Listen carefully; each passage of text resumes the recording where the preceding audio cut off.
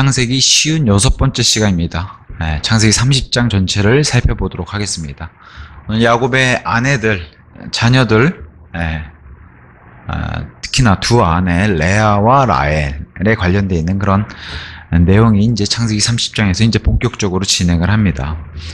29장에 이미 레아의 4명의 아들, 그 출생에 관한 이야기를 살펴봤고, 야곱은 여전히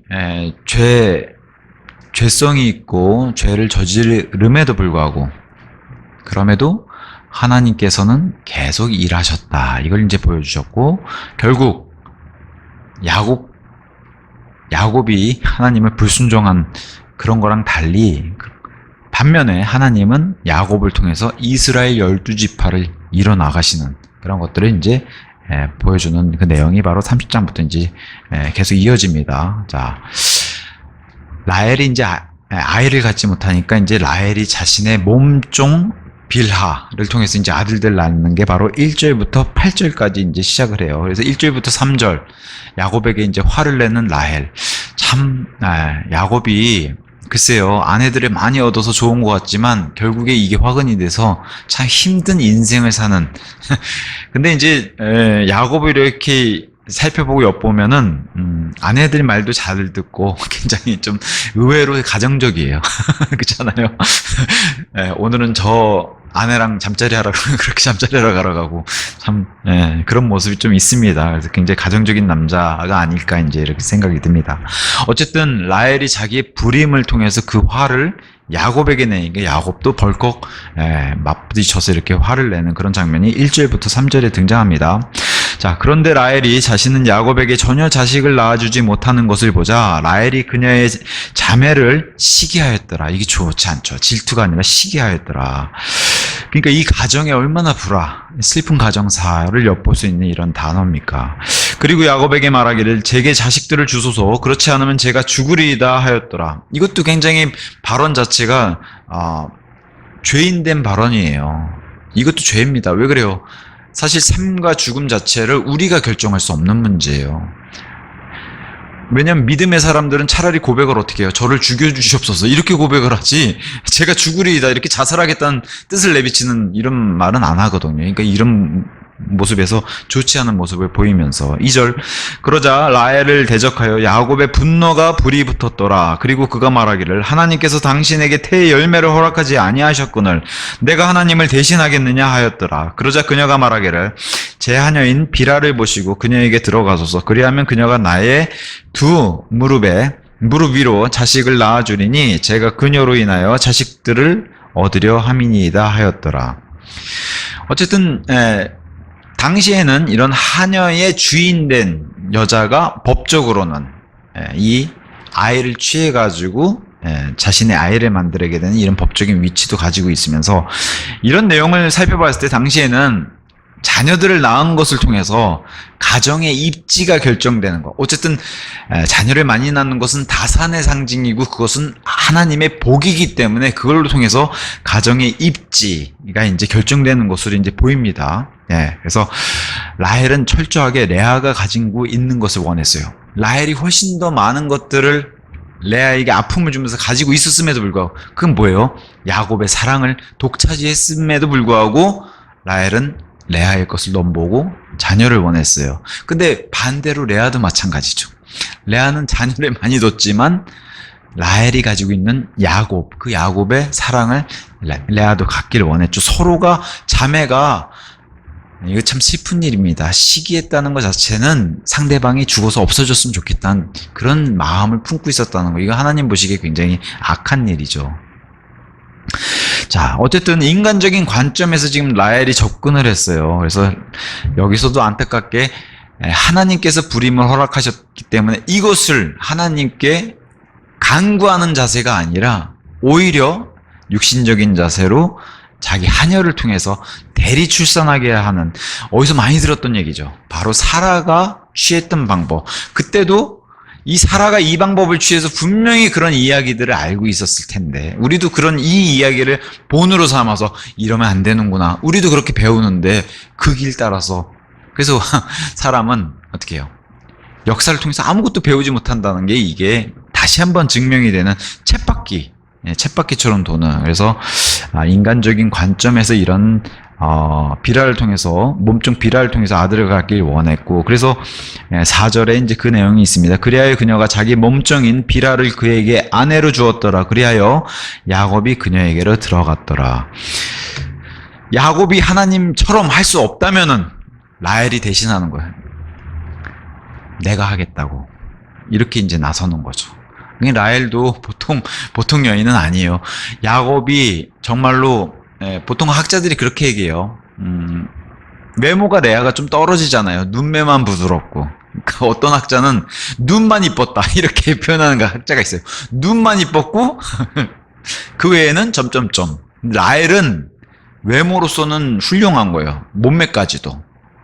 근데 결혼하고 났더니 라헬도 성격이 보통이 아니죠. 보통이 아닌 성격을 보여줘요. 이게 야곱이 꼼짝 못하는, 여기 치이고 저리 치이고, 라반에게 치이고 아내들에게 치이고. 글쎄요, 자매님들은 모르시지만 남편의 입장에서 봤을 때는 정말 힘들겠다라는 생각이 들어요. 밖에 나가서는 일로 치이고, 가정에 들어와서는 아내들에게 치이고, 등살에. 어쨌든 라헬이 갖고 있는 이런 생각, 대리출산은 하나님께로부터 나온 게 절대 아니죠. 이것은 사라와 하갈의 사례를 통해서도 알 수 있다시피 하나님께로부터 나온 그런 일이 아니에요. 어쨌든 당시의 가나안 풍습, 어쨌든 바빌론 이런 지역의 풍습, 몸종을 통한 대리출산, 어쨌든 자식의 법적 소유는 주인에게 속하게 되니까 이 당시에 이런 풍습과 문화가 있었던 걸 우리가 알 수 있고, 그런 방법을 통해서라도 지금 자식을 갖고 싶은 게 지금 라헬이죠. 엄청난 그 안에서 지금 폭발하려고 하는 게 뭐예요? 이것을 성경은 정욕이라고 하죠. 정욕 때문에 이런 게 폭발하는 겁니다. 자기가 출산할 수 없으면은. 어쨌든 성경에 이런 일이 등장한다고 해서 하나님이 이 일을 허락하시고 하나님이 이것을 인정해 주셨구나 생각하면 안 된다는 거예요. 제가 지난 시간에 말씀드렸던 것처럼 성경은 사실 그대로를 기록한 책이기 때문에, 성경엔 진리만 담고 있는 거예요. 사실만 담고 있는 책이기 때문에 사실을 기록한 것뿐이지, 하나님은 일부 다처제를 인정하시거나 이런 대리출산을 인정하신 분은 아니세요. 다만 사람이 이렇게 잘못된 길을 했어도 이 일을 통해서 하나님이 이 일을 묵묵히 하신다는 것을 보여주는 겁니다. 하나님께서는 철저하게 일부 일처제를 강조하셨어요. 그래서 이스라엘의 왕들에게도 일부 일처제를 요구하셨는데, 왕들이 이걸 어기고 심지어 그 하나님과 마음이 하나가 됐다는 그 다윗조차도, 솔로몬은 솔로몬은 가진 게 정말 많은 사람이에요. 지혜가 뛰어난 걸 넘어서서 아내가 1000명이면은 소위 말해 솔로몬의 정욕이 얼마나 셌는지, 그잖아요. 그럼에도, 그렇게 가진 게 많았음에도, 뭐냐면 남자들의 그런 어쨌든 로망이잖아요, 그런 것들. 근데 글쎄요, 지금도 뭐 나가서 아내를 1000명씩 두면 어떨 것 같아요? 뭐 입이 여기까지 찢어지신 분들도 계실지 모르겠어요. 근데 솔로몬은 그 일을 통해서 하나님을 엄청나게 대적하는, 지금도 솔로몬은 어떻게 해요? 영광스러운 그런 이름에 속하는 명예전당에 들어가지 못하잖아요. 믿음장에도 못 들어가잖아요. 안타깝게도. 그 좋은 지혜를 가지고도. 너무 안타까운 일이죠. 어쨌든 이스라엘 왕들에게도 일부 일처제, 특히나 신약교회 감독 직분, 집사의 직분, 다 어떻게 해요? 한 아내의 남편. 일부 일처제를 다 강조하는데 반드시라고 얘기해요. 왜? 아내들이 이렇게 다처제로 있으면은 이들의 창세기부터 뭘 보여줘요? 죽었으면 좋겠어. 이거잖아요. 가정 안에서 지금 여인천하를 찍고 있단 말이에요. 중전하고, 그렇잖아요. 몸짱 들어가고 맨날 이거 하고 있는 거야. 앉아서. 매야? 이거 하고 있는 거야, 진짜. 이러면 얼마나, 야곱을 쟁취하기 위해서 서로 그냥 머리싸움하고 수싸움하고 그잖아요. 오늘 라헬을 보고 미소를 짓던데 무슨 일이 날 것 같습니다. 매야? 뭐 이런 거 하고 그잖아요. 여인천하, 이게 얼마나, 야곱은 뭣도 모르고 밖에서 치이고 안에 들어서 또 치이고. 안 봐도 그림이죠. 이건 하나님이 원하신 일이 아니라는 거죠. 야곱의 아내들이 얼마나 이 남편의 애정을 차지하기 위해서 다투고 경쟁하고, 심지어 시기. 죽어버려라. 쟤만 없어지면 내가 독차지할 텐데. 이게 시기잖아요. 이건 살인이라 맘먹는 거란 말이죠. 예. 그래서 분명히 이것은 하나님의 뜻이 아님이 분명합니다. 자, 자녀들은 부모의 사랑을 받는 존재들이에요. 그렇게 받아야 하고. 근데 여기서 뭐가 돼요? 경쟁의 도구가 되어버렸어요. 얼마나 이게 슬픈 가정사입니까? 가정의 원래 목적이 뭐예요? 하나님이 주신 원래 목적이 자식을 하나님이 부모에게 맡기셔서 그 청지기 역할로 자녀들을 올바로 양육해서 하나님께로 되돌리게 하는, 이게 부모의 목적, 가정의 목적. 근데 어떻게 해요? 그거랑 동떨어진 모습을 보여주죠. 그래서 예수님은 철저하게 한 신랑의 한 아내인 교회는 하나, 절대 복수의 교회는 쓰지 않아요. 물론 지역 교회들 쓸 때는 복수로 쓰지만 한 남편의 한 아내, 그래서 교회는 철저하게 계속해서 단수로 표현을 해요. 심지어 입는 옷조차도 이스라엘 민족을 향해서는 옷도 복수로 쓰는데 교회는 단수로만 써요. 아예 단어가 복수로 쓸 수 없는 불가산 명사. 이거 좀 어려운 내용이 있지 모르겠어요. 영어 시간에 배우는 건데 불가산 명사라고 해서 아예 복수가 안 붙는 그런 단어를 써요. 어디다가? 교회에다가는. 그래서 철저하게 하나님은 일부일처제를 계속 강조했는데 사람들이 말을 안 듣고 이게 자꾸 욕심 때문에 아내를 더는, 뭐 반대로는 욕심 많은 그런 소위 말해 세상 표현으로는 능력자인 여자들은 남편도 많이 두죠. 그런 여인이 되고 싶으세요? 남편을, 성경으로 따지면 남편을 많이 둔 여인은 예수님도 남편으로 마귀도 남편으로 두는 거랑 똑같은 거예요. 그죠? 두 주인을 섬기는. 자, 이렇게 해서 자기 몸종을 준 라헬, 비라를 통해서 5절과 6절에 그러자 비라가 임신하여 야곱에게 한 아들을 낳아주었더니 이에 라헬이 말하기를 하나님께서 나를 판단하시고 나의 음성을 들으시어 나에게 한 아들을 주셨도다 하였더라. 그러므로 그녀가 그의 이름을 단이라 불렸더라. 사실 단은 이렇게 표현해요. 절망의 아이. 절망의 아이 단이 탄생했는데 단은 심판자, 옹호자 이런 의미를 가지고 있어요. 단의 출생에서 긍정적인 면은 이거 하나예요. 라헬이 하나님을 인정했다는 거. 단을 바꾸서 하나님을 인정했다는 거. 하나님이 입술에서, 그녀의 입술에서 하나님이란 단어가 나왔다는 거.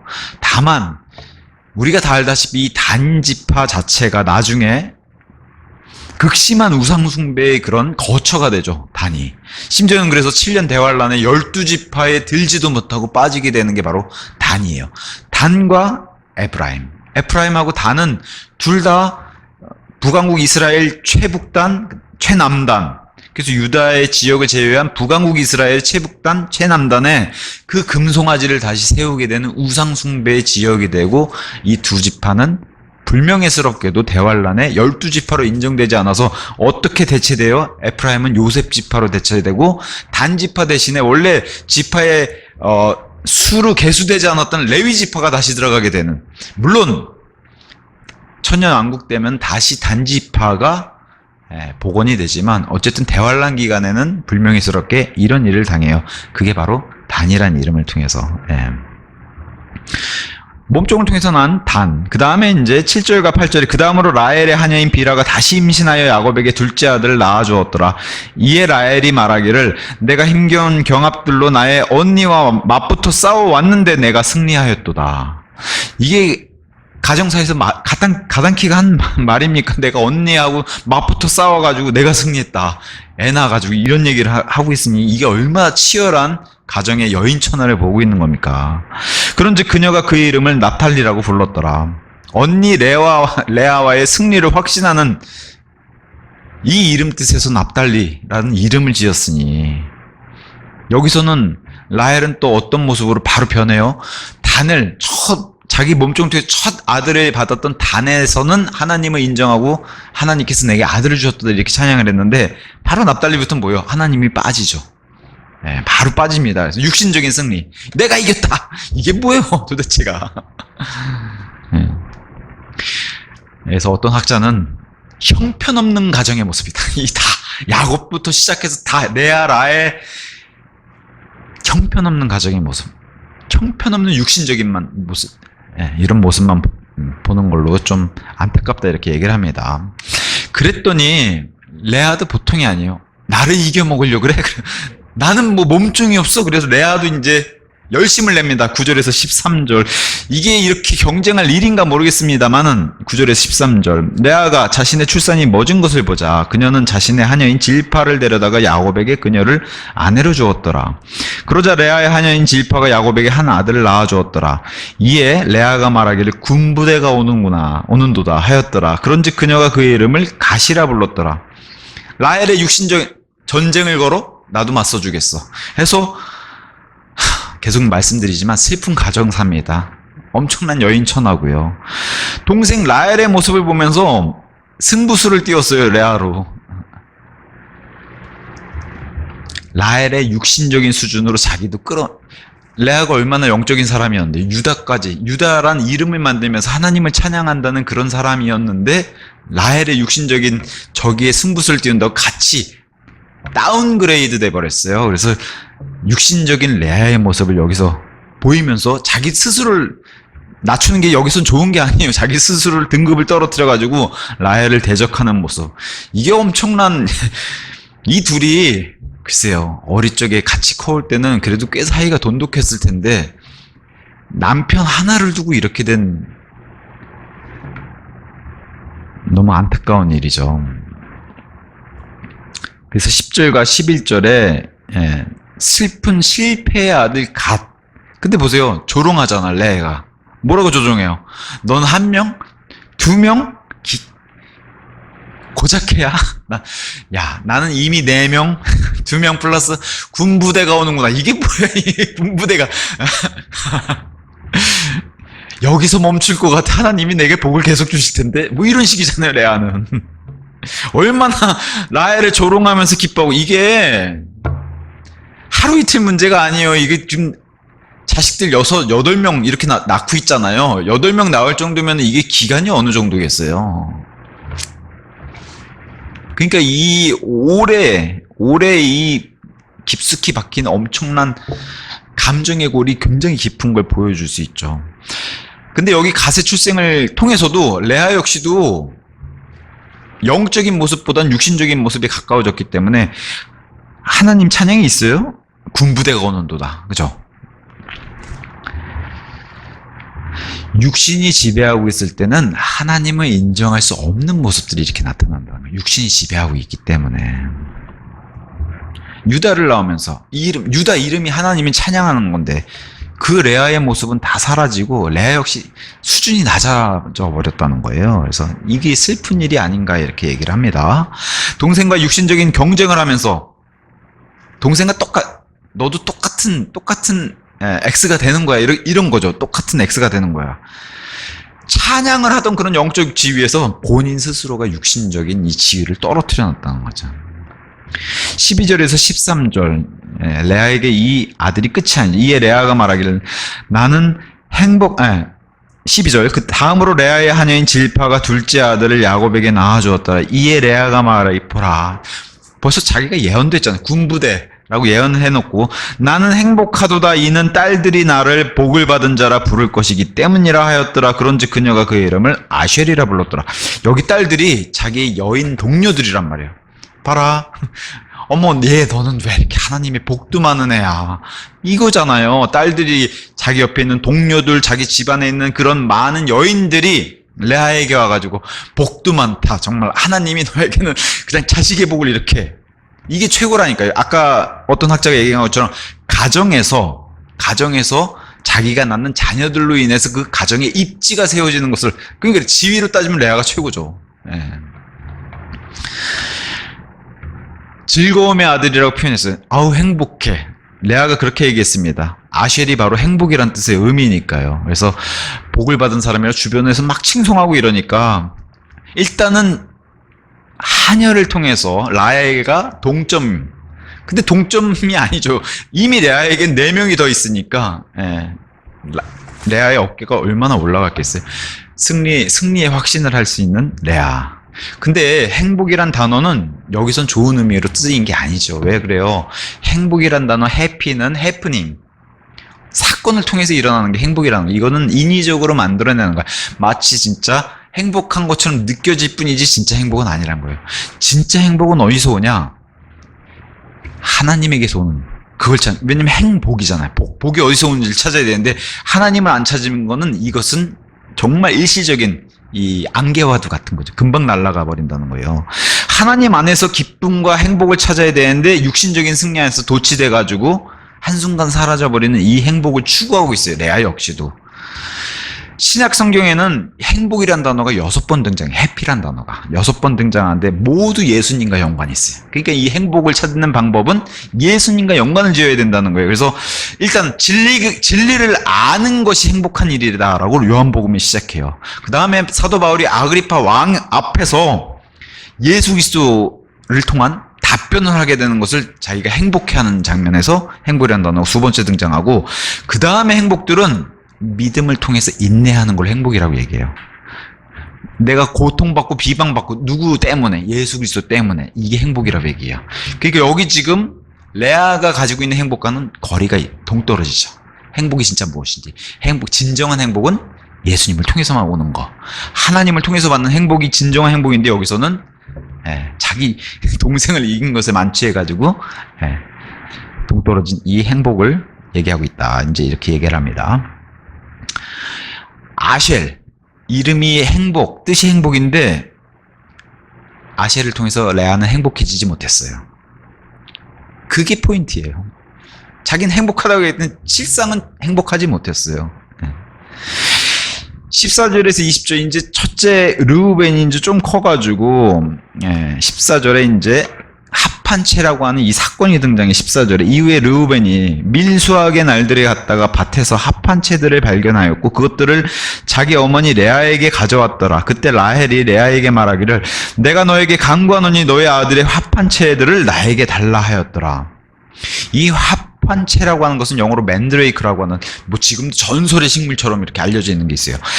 뿌리가 다리 모양의, 사람의 다리 모양과 같아가지고 다산의 상징을 상징하는 그런 식물로 인식되기도 하고, 사랑 같은 열매를 맺어서 사과 모양을 닮았다고 해서 사랑의 사과라고도 불러요. 사랑의 사과. 특히나 남녀 이 부부관계에 있어서의 그런 특효약으로도 불리는 게 바로 이 합한채예요. 사람의 형태 모양으로도 시들어버리는 게 이 합한채고, 특히나 정욕을 자극해서 이 당시에 사람들이 어떻게 인식하고 있냐, 불임 여성을 임신해 줄 수 있다고 생각했던 게 바로 이 합한채예요. 그러니까 라헬이 얼마나 눈독들였어. 이게 르우벤에게 합한채 하나도 아니고 합한채들을 가져왔으니까 라헬이 얼마나 이것을 눈독들이고, 저것만 있으면 내가, 자 보세요. 하나님은 온데간데 없고 이제는 누구죠?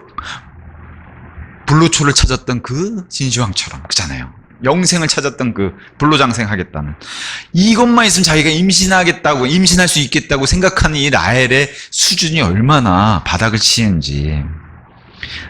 또한 이 맨드레이크, 이 합한채는 최음제로도 사용하기 때문에 왜 이 사람들이 이걸 원했는지. 그래서 르우벤이 이걸 가져왔는데 라헬이 얼마나 내게 다오, 내가 그걸 사이도 안 좋은데 이걸 달라 그래요. 그래서 육신적인 방법에 얼마나 기대고 있는지, 그리고 그만큼 간절하죠. 라헬은 지금 아이를 갖고 싶으니까. 그랬더니 15절, 레아도 그동안 쌓였던 너만 뭐 성격이 있냐? 그런 것처럼 15절에 보세요. 그러자 레아가 라헬에게 말하기를 너가 내 남편을 빼앗은 것이 작은 문제냐? 이게 자매들이, 이게 오래된 문제예요. 그잖아요. 거의 10년 동안 이렇게 이어져 왔을지도 모르는 오래된 문제예요. 뭐 결혼 생활 같은 경우는 14년이 정해진 기간이고 그 이후까지도 지금 엄청나게 오래된 기간 동안 이 감정의 레아도 폭발한 거죠. 남편은 뺏어놓고 지금 네가 이걸 달라는 게 말이 되냐. 근데 레아 역시도 자기가 뿌린 대로 거둔 것 뿐이에요. 레아가 남편을 뺏은 먼저 시작한 거는 레아였어요. 그리고 첫날 밤에 라헬인 척한 것도 레아였어요. 잠자리에서. 그렇잖아요. 그래서 어떤 학자는 잠자리에서 이 뜻본끝 안 했을 것이다 이렇게 얘기하는 학자도 있었고, 왜냐면 들키면 안 되니까요. 결국 아침에 이제 들키게 되는 그런 모습. 그러니까 이런 것들. 그래서 근데 오히려 역으로 성을 내는 건 레아잖아요. 남편을 뺏겼다고. 오히려 자기가 불법을 통해서 남편을 뺏은 것인데. 그래서 방금 전에 몸종 통해서 아쉘이라고 행복하다 그래놓고 전혀 행복하지 않은 모습을 보이죠. 예. 라헬이 간절히 원했어요. 이 정도로 아이를 갖고 싶어 하는 게 라헬이 지금 최고의 목적을 가지고 있는데 그걸 엿볼 수 있죠. 그래서 제안을 합니다. 라헬이. 그게 이제 16절에 합 한 채만 내게 주면은 야곱을 언니한테 줄게. 이거잖아요. 그러니까 지금 야곱을 꽉 잡고 있는 건 라헬이에요. 그죠? 라헬인데 레아도 여기 흔쾌 귀가 펄럭펄럭하면 야곱을 줘? 그러면서 펄럭펄럭했어요. 그게 16절. 그리고 저녁에 15절. 예. 이에 라헬이 말하기를 그러므로 당신의 아들의 합한 채들로 인하여 오늘 밤 그이가 당신과 동참하리라. 이렇게 얘기해서 제안을 했더니 16절. 그리고 저녁에 야곱이 밭에서 돌아왔는데 레아가 그를 맞이하러 나와 말하기를 당신은 제게로 꼭 들어오셔야 하나이다. 이는 제가 제 아들의 합한 채들로 값을 주고 당신을 빌렸기 때문입니다 하였더라. 이에 그날 밤 야곱이 그녀와 동침하였다. 야곱은 뭘까요 도대체? 그죠? 야곱은 내가 값을 치렀으니까 당신은 오늘 밤 낼 거야. 이렇게 하면 야곱이 이 여편네들이 뭐 이렇게 나왔는데 정상인이 야곱은 그래요? 값을 치렀어요. 그러면 오늘은 거울 가야겠네요. 야곱은 글쎄요, 어찌 보면 굉장히 남을 속이고 이랬는데 능한, 에서를 속일 때는 전혀 이런 모습이 보이지 않았는데 모르겠습니다. 하여튼 가정에 충실한 그런 남자인지 아니면 아내의 귀를 잘 기울이는 남자인지 어쨌든 레아의 목소리와 라헬의 제안을 통해서 어쨌든 야곱이 이렇게 레아와 동침을 하게 됩니다. 자, 라헬이 갖고 싶었던 이 합한 채는 결국에 아이를 원하고 싶어서 가졌는데 반대가 돼버렸어요. 합한 채를 가진 라헬은 여전히 계속해서 불임하고 오히려 임신이 멈췄던 레아가 다시 임신해보니 얼마나 라헬 입장에서 복장이 터져. 이게 뭐야? 이게 뭔가 싶기도 하겠죠. 이게 바로 이럴 때 조심해야 되는 게 하나님을 원망하는 거. 이런 타이밍에 꼭 보면 하나님 왜 제게 이런 시련을 주시나요? 왜 마치 하나님이 자기를 괴롭히는 듯한 그런 원망을 이런 데 쏟아내면 안 돼요. 결국엔 자기 욕망과 정욕 때문에 이런 일들이 뿌린 대로 거두는 건데도 불구하고 하나님께 불만을 갖고 불평을 늘어놓으면은 더 큰 화를 부른다는 거죠. 어쨌든 라헬 대신 맹걸요 레아는 합한 채를 주고서 그저 남편의 사랑을 원했던 레아는 아이까지 얻었어요. 참 진짜. 17절과 18절. 그러자 하나님께서 레아에게 경청하셨으니 그녀가 임신하여 야곱에게 5째 아들을 낳아주었더라. 이에 레아가 말하기를 하나님께서 나의 품값을 나에게 주셨으니 내가 나의 하녀를 남편에게 준 까닭이라 하였더라. 그런즉 그녀가 그의 이름을 이사갈이라 불렀더라. 여기서 레아가 다시 하나님을 인정하죠. 이렇게 감사한 일이 없죠. 자기는 생각지도 못했는데 감사하잖아요. 하녀에게 줬더니 하나님이 하녀에게 준 것을 또 불쌍히 여겨주고 내가 품삯을 다시 나에게 돌려주셨구나 하고 다시 아들을 얻은 거. 합한 채랑 상관없이 아들을 얻었어요. 그것을 온데반데 알리고 있어요. 나는 합한 채가 없어도 아들을 가졌다 이렇게. 사실 여기에 누가 배가 아프겠어요? 라헬이 배가 아프겠고 레아가 또 그걸 모르겠어요. 라헬 들으라고 더 그랬을 거예요. 합한 채 그거 또 얻으면 또 줄게 이럴 거예요. 만약에 레아가 입장에서는. 이사갈이란 이름의 뜻이 품값이에요. 웃기죠. 품값. 이 품값이라는 아이의 이름을 통해서 동생의 혐오감을 드러내버렸어요. 왜 그러냐면은 동생이 자꾸 하녀를 통해서 품값을 하는데 나는 하녀를 통해서 이렇게 했더니 하나님이 하녀를 통하지 말고 너가 직접 임신하라고 나는 이렇게 직접 주는데 얼마나 라헬을 조롱하는 거예요. 근데 하나님은 인정했지만 뭐예요? 레아가 그렇게 하나님을 찬양했던 그런 영적인 위치에서는 아주 추락해가지고 영적인 근원을 잃어버렸어요. 그래서 이 이후로는 레아가 하나님을 정말 거룩하게 찬양하는 모습을 찾을 수가 없어요. 아주 그냥 바닥을 다 치니까 이 여인들이. 결국에는 이런 경쟁이나 시기는 아무에게도 유익이 안 되는 거죠. 교회에도 이런 모습이 있으면 어떨까요? 자매들이 이렇게 서로를 앙숙으로 경쟁하면서 하나님이란 입술에서 하나님은 부르는데 아무에게도 유익이 안 되고 교회 전체에게도 악영향을 미칠 거예요. 그게 빌립보 교회에 이런 일이 터진 것을 우리가 볼 수 있죠. 자, 19절에서 20절. 다음으로 레아가, 참 라헬은 복장이 정말 여기가 끝인 줄 알았는데 땅속을 파고 들어가는 느낌일 거예요. 여기가 바닥인 줄 알았는데 지하까지 내려가는 느낌. 19절. 다음으로 레아가 다시 임신하여 야곱에게 6째 아들을 낳아주었더라. 이에 레아가 말하기를 하나님께서 나에게 좋은 지참금을 내려주셨도다. 내가 그에게 6명의 아들을 낳아주었으므로 이제 내 남편이 나와 함께 거하리라 하였더라. 그런즉 그녀가 그의 이름을 스불룬이라 불렀더라.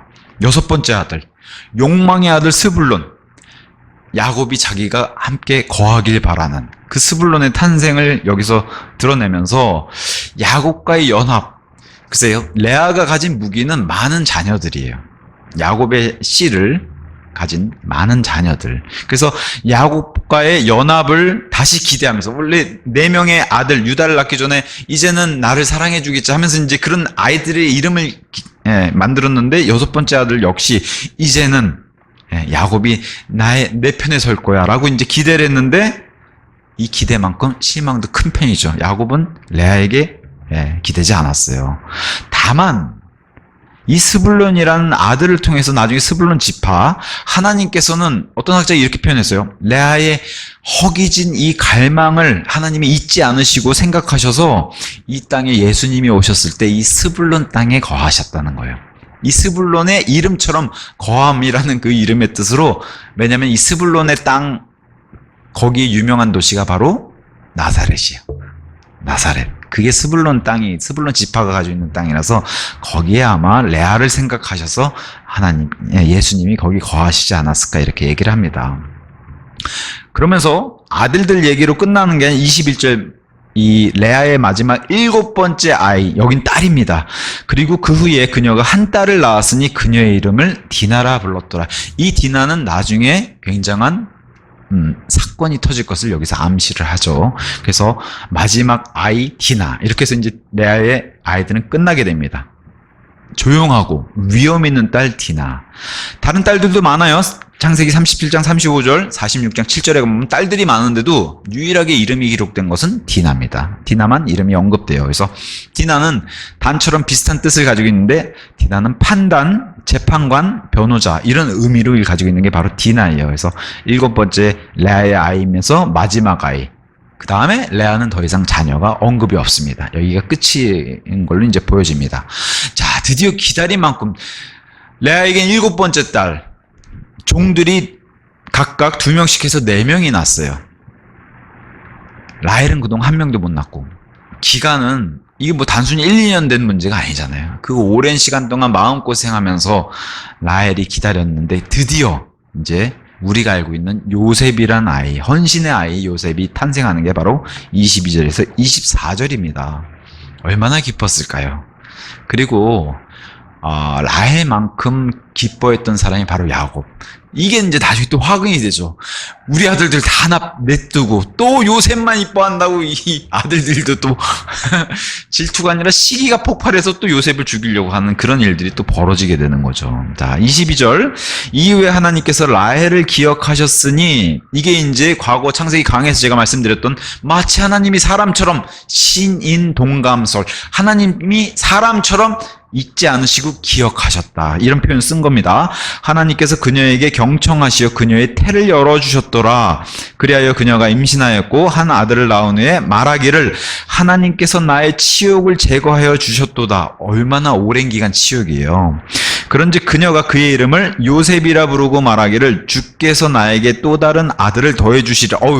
한 명 나오니까 아주 대단해졌어요. 이제는 용기도 많아지고 또 주실 것이다. 이렇게 그냥 바로 예언을 해버렸어요. 여기서 중요한 게 라헬의 입술에서 하나님과 주, 그러니까 뭐예요? 엘로힘과 여호와 두 단어를 다 썼다는 거. 2번이나. 그래서 하나님과 주, 이렇게 2번의 표현으로 하나님을 찬양한 것은 이제 보여줍니다. 그래서 육신적인 전쟁의 나날들이 얼마나 길었습니까? 레아가 유다를 낳고 하나님 찬양하는 모습을 라헬이 봤어요. 계속 배가 아팠겠죠. 하녀를 통해서 대리 출산의 이 전쟁을 벌였어요.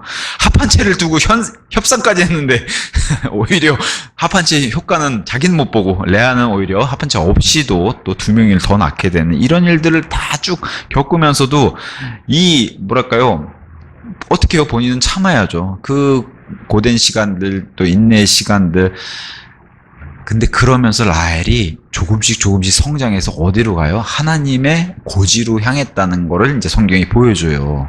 그래서 요셉의 출생을 통해서 라헬이 믿음의 높은 장소에 올라가게 돼. 그동안은 진짜 이 언니랑 다투면서 얼마나 진짜 육신적인 모습을 보였는데, 이제는 여호와 하나님과 엘로힘 하나님 찬양하는, 그러니까 엘로힘이라고 하는 단어에 쓴 그 목적은 뭐예요? 창조하신 그 하나님을 찬양했고, 여호와 하나님은 나와 상관하신 하나님, 특히나 이스라엘과 상관하시는 사람에게 관심을 두신 하나님, 이런 문맥을 통해서 하나님을 찬양한 그 라헬. 그래서 주께서 나에게 또 다른 아들을 더해 주시라. 이제 나의 시대가 왔구나, 라헬이 이제. 근데 이 말씀, 어찌 보면 이 예언에 하나님이 응답해 주시죠. 바로 또 다른 아들인 베냐민을 주시게 되니까요. 자, 여기까지 이제 일단은 일단락으로 이제 야곱의 아들들, 나머지 마지막 아들 베냐민만 놔두고서 여기서 이제 아들들의 일종의 이제 전쟁이 끝나게 되는 것을 보여주면서 25절에서 43절에서는 야곱과 라반이 협상을 보여주면서 야곱이 이제 자신의 품삯, 그다음에 다시 가나안 땅으로 돌아가게 되는 여건을 만들게 되는 그 배경이 되는 것을 보여줍니다. 25절. 그리고 라헬이 요셉을 낳았을 때 이러한 일이 있었으니 야곱이 라반에게 이같이 말하였더라. 제가 제 본고장으로 제 곧 고향으로 갈 수 있도록 저를 돌려보내주소. 근데 이 사건의 발단이 뭐예요? 요셉을 낳아서. 그러니까 뭔가 큰 변화가 있어요. 요셉을 낳고 나서 하나님이 움직이셨던, 아니면 이들에게 큰 변화가 있었던, 어쨌든 요셉의 탄생과 함께 야곱에게 변화가 있었어요. 약속의 땅으로 돌아가야겠다는 확신이 여기서 이제 생긴 겁니다. 그래서 26절과 27절 라반의 간증이 이렇게 됩니다. 제가 제 아내들과 제 자식들을 위하여 당신을 섬겨왔으므로 제게 이들을 주시고 저를 가게 하소서. 이는 당신께서 제가 당신께 행한 저의 섬김을 아시기 때문입니다. 야곱이 이렇게 얘기하니까 그러자 라반이 그에게 말하기를, 내가 너에게 간구하노니 내가 너의 두 눈에 호의를 입었다면 머무르라. 막아요. 일단 이는 너로 인하여 주께서 나에게 복을 주신 것을 내가 경험으로 배웠기 때문이라. 너를 옆에다 두니까 내가 주님의 나까지도 복을 받는다. 이 간증을 라반이 했죠. 너로 인하여 주께서 나에게 복을 주신 것을 내가 경험으로 배웠다. 사실 저와 여러분 같은 그리스도인들도 이런 간증을 주변에서 들어야 돼요. 내가 너 때문에 나도 하나님의 영적인 복을 받았고, 내가 너 때문에 복음을 전달해서 나도 구원받았고, 이래야 되는데. 예. 이런 간증을 우리 역시도 갖게 되면 얼마나 좋을까요? 예.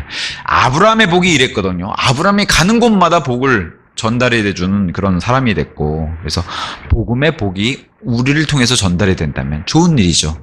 이렇게 야곱처럼. 라반은 이 야곱의 계획을 거절을 해요. 27절, 28절. 자신에게 머물러라는 이 한마디를 먼저 하면서 28절. 이어서 그가 말하기를, 나에게 너의 품삯을 정하라. 그리하면 내가 그것을 주겠노라 하였더라.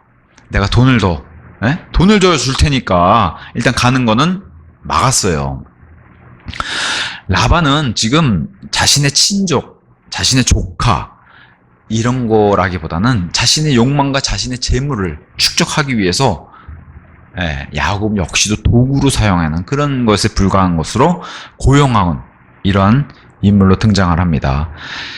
근데 야곱 역시도 뿌린 대로 거둔다고 과거에 누구를 이렇게 대했어요? 에서 형을 이렇게 대했어요.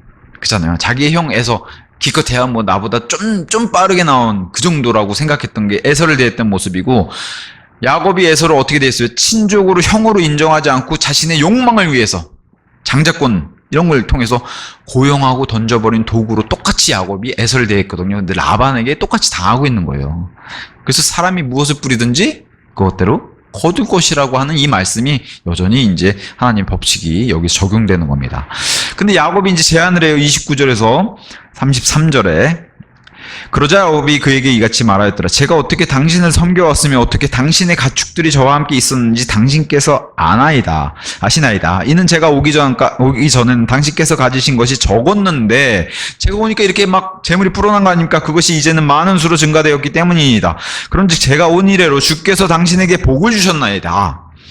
그런데 이제 제 소유의 집을 또한 언제 제가 장만하겠나이까. 이런 식으로 계속 가서 저는 재물을 언제 얻고 언제 이런 식으로 얘기를 하는 거죠. 그러자 그가 말하기를 내가 너에게 무엇을 주랴. 근데 라반은 이렇게 떠나간다니까 그럼 내가 품삯을 더 올려줄게 이렇게 얘기하는 건데 하였더라. 이에 야곱이 이같이 말하였더라. 당신께서는 제게 어떤 것도 주지 마소서. 만일 당신께서 저를 위해 이 일을 행하신다면 제가 다시 당신의 양떼를 먹이고 지키겠나이다. 제가 오늘 당신의 양떼 전체를 두루다니면서 이제 제안을 해요. 야곱의 제안은 뭐냐? 얼룩무리 양, 점박이, 그 다음에 갈색 양. 지금 멀쩡한 양들, 염소 사이에서 이런 것들이 태어난다면 이제 이런 것들은 저에게 주십시오. 다 많은 이런 가축들이니까 이런 것들은 희생물로 못 쓰거든. 희생제물로. 이런 가축들은 다 제 걸로 주시고 하얗고 점도 없고 얼룩도 없는 건 다 삼촌 걸로, 원래 삼촌 거니까 그렇게 가져가시고 해서 이런 식으로 야곱이 제안을 해요. 그러면 삼촌 입장에서는 아니 멀쩡한, 왜냐면 인식 자체가 물론 가끔씩 이런 것들이 튀어나와요. 얼룩무늬. 그럼 그런 것들은 품종이 안 좋은 걸로 분리를 하지 이런 것들을 야곱이 원한다고 하니까, 그리고 많이 태어나지도 않는데 그래? 야곱의 제안에 솔깃하죠. 그래서 라반의 품삯은 자기가 거절을 하면서 야곱의 품삯은 뭐예요? 내가 얼룩무늬, 점박이, 그 다음에 갈색 이런 가축들을 내가 가져가겠습니다. 야반이 이거 분명히 이상한 일이에요. 이상하게 생각했는데 야곱은 뭐예요? 내가 다시 0에서 다시 시작할 거다. 무에서 다시 시작할 건데 야곱은 그렇게 시작을 하고, 양은 우리가 알다시피 다 흰색, 털이 더러워진 거 말고 양은 원래 우리가 상식적으로 알다시피 흰색이잖아요. 염소는 검은색이고, 양과 염소가 얼룩무늬 갈색으로 나오는 게 굉장히 드문 일인데, 이것을 통해서 야곱의 손을 통해서 하나님께서 야곱에게, 이 라반에게 예상치 못한 방법으로 야곱의 재물, 이 가축들을 또 재물들을 불려주는 이런 복을 주시기를 하신 것을 우리가 알 수가 있죠. 그래서 만약에 야곱이 내가 멀쩡한 흰색 양이라든가 얼룩무늬가 아닌 이런 염소들을 내가 가진다면 나를 도둑으로 여기십시오. 이렇게 해요. 네. 그래서 이렇게 간주하라고. 그랬더니 라반이 이거 함정이, 왜냐면 라반도 비상한 사람이거든요. 함정이 분명히 있는데 이런 장기에는 라반조차도 알아챌 수 없었다. 그쵸? 왜냐면 야곱도 라반 밑에서 라반을 이제 다 파악한 거죠. 그러니까 어찌 보면 야곱이 한 수도 높은 그런 수를 꾀한 거죠. 33절이 계속 맴돌았어요. 33절 뭐라고 맴돌았냐? 그렇게 하여 제 품삯에 관한 일이 당신의 면전에 있을 때 장차 제 의가 저를 위하여 답변하리이다. 이게 무슨 말이지? 제 의가, 제가 옳았다는 게 답변하리이다. 염소들 중에 얼룩무늬가 없고 점박이가 아니면 양들 중에서 갈색이 아닌 모든 것마다 저에 의하여 도둑맞은 것으로 간주되리이다.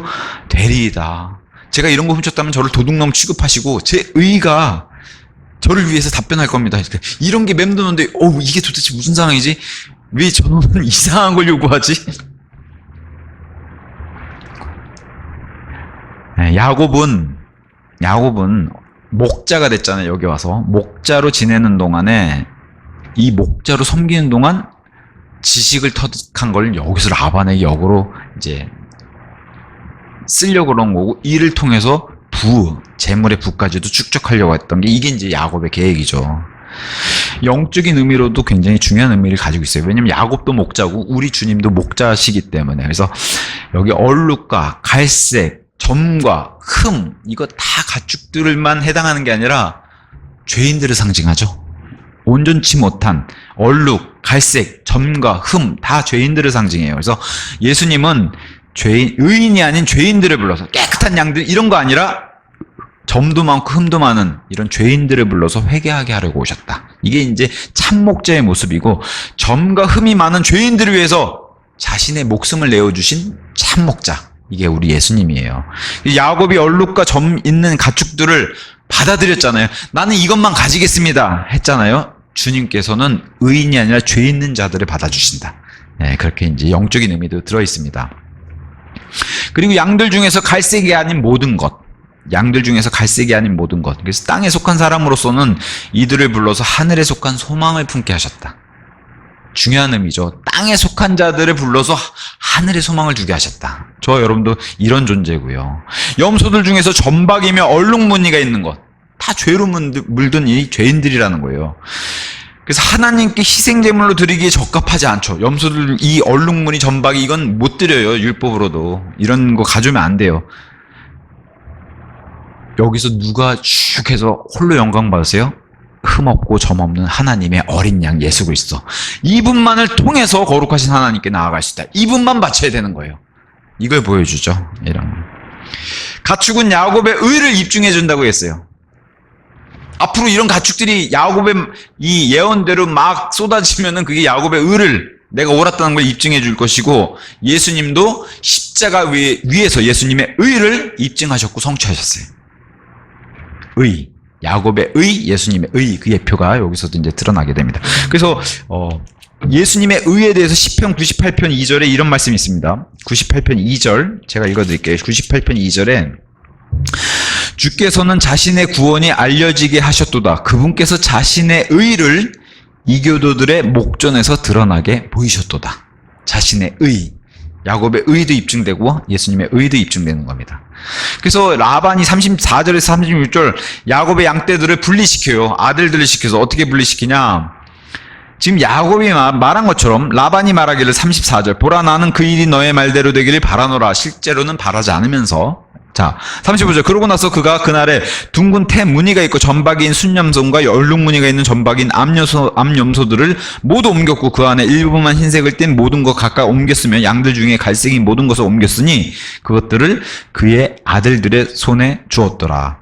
36절 그러고 나서 그는 자신과 야곱 사이에 3일의 여정을 두었더라. 그리하여 야곱의 라반의 양떼를 중 나머지를 먹였더라. 이게 뭐예요? 지금 야곱이 말한 그런 흠 많고 이런 것들을 다 분리해내가지고 그것을 라반이 아들들에게 자 얘들 분리해서 빨리 떼놔. 그리고 야곱에게 다 멀쩡한 양과 염소를 다 줬어요. 여기서 점박이, 가축, 갈색 이런 게 나온다고? 이런 게 나오면 네가 가진다고?